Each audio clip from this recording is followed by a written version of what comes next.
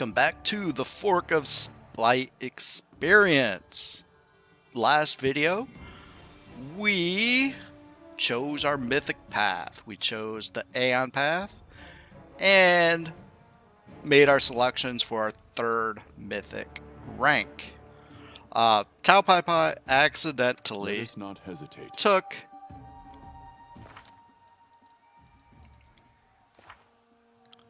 Inspirational Leader.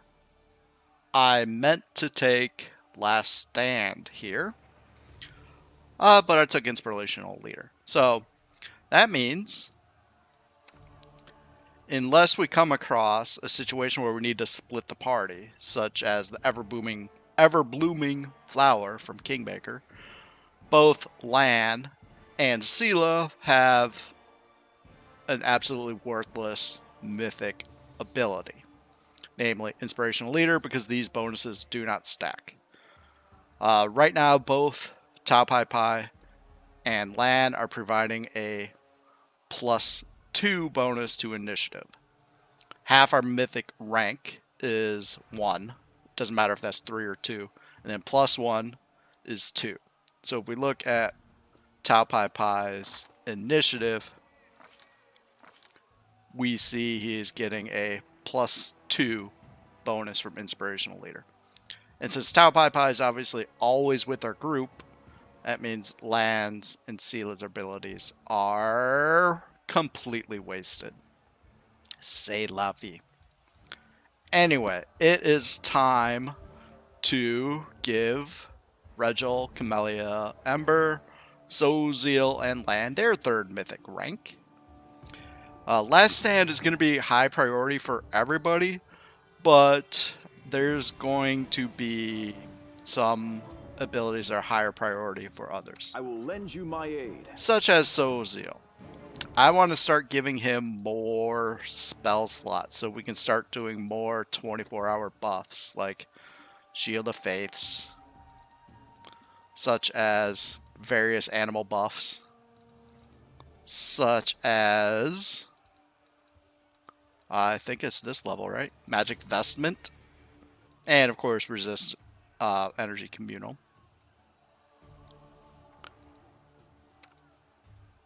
Camellia, on the other hand, is going to take greater enduring spells, such that her minute per level spells will start being 24 hours. Such as she can help out with protection from alignment.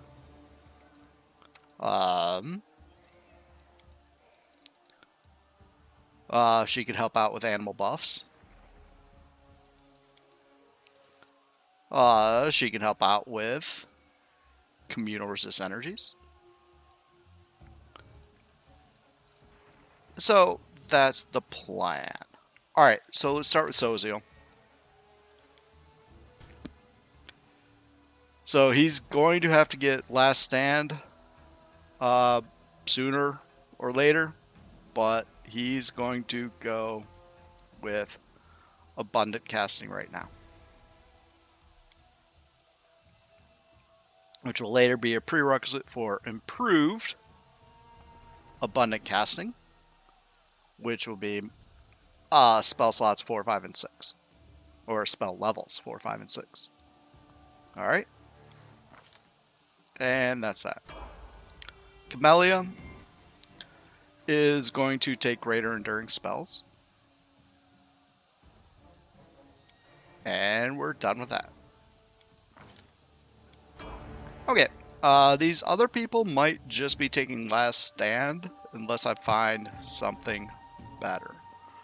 Ember is looking for things that help her spell penetration and help her save DCs. Because she will have some spells that are save based, such as Baleful Polymorph.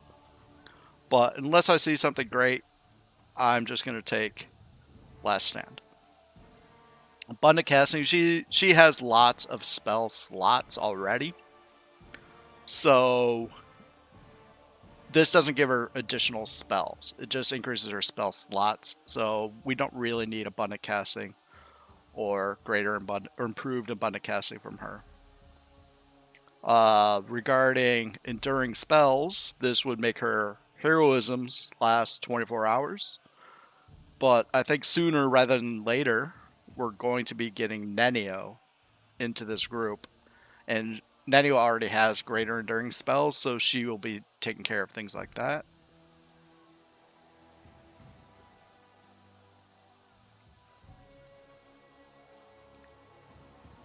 Elemental Barrage. What is this?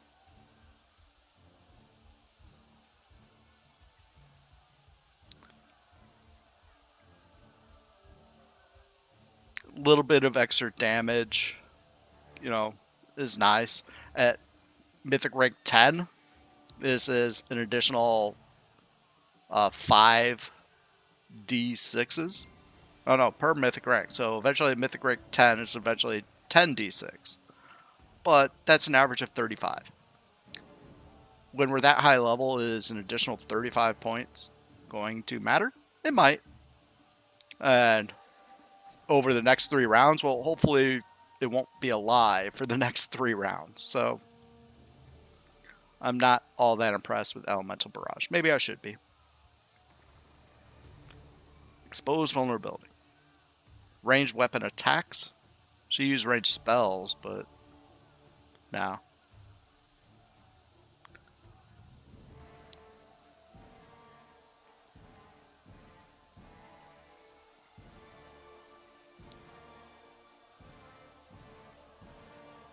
And Witch Wandering Hex. Okay. You get additional hexes. Yeah, I kind of had trouble selecting the hex that I got when we made level 10.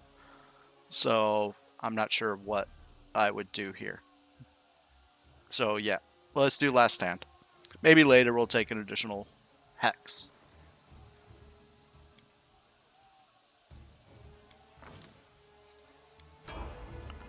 Alright, Lann. Ooh, always being able to, not necessarily missing on a 1, could be useful for him.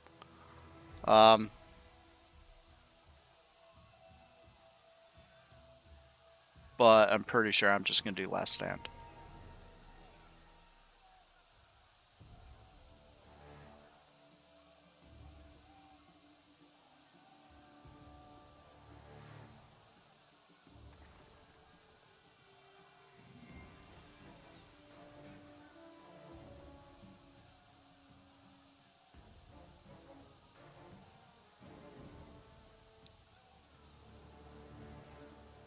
So this is the one that, like, if you miss a lot on your iterative attacks, then you'll start hitting more often on your primary attacks.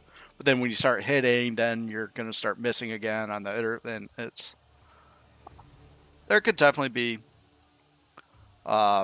use on this, and this would definitely help for enemies that have super awesome armor class.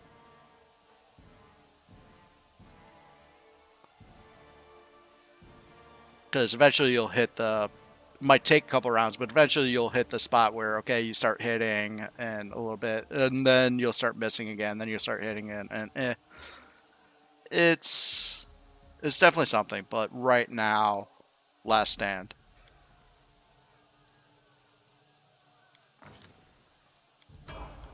And finally, Regill. Abundant Smite Chaos. Right now it's only 1, but that's definitely something to consider for down the road.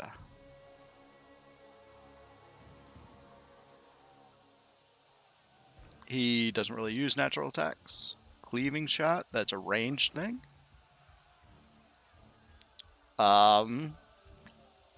It would help if our archers had this to help Regill, but we didn't do that.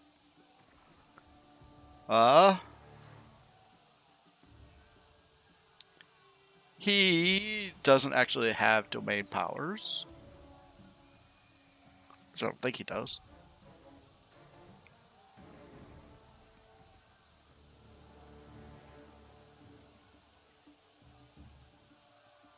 Oh, I don't want to damage an ally, so come on. Let's just not do that.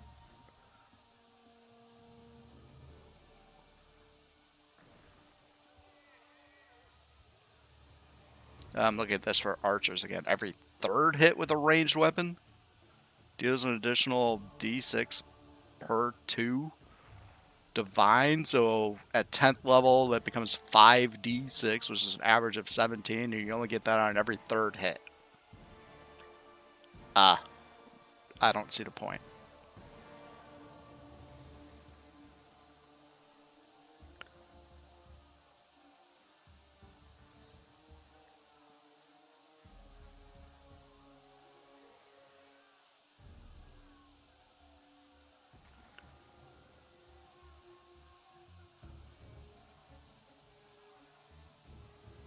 He's already immune to some conditions, I think.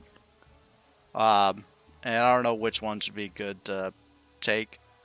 Of course, once I do know which ones would be good to take, it's probably too late. So let's just take Last Stand and be done with it. Okay, we are now at Mythic rank 3 and level 10, whereas our companions back in the camp are at Mythic rank 2 and level 8.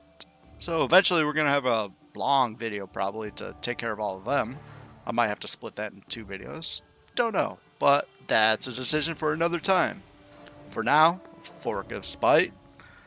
Next episode, we might get the conclusion of this story arc where we finally confront Minago and Staunton when they have no means to flee. Until then, sayonara.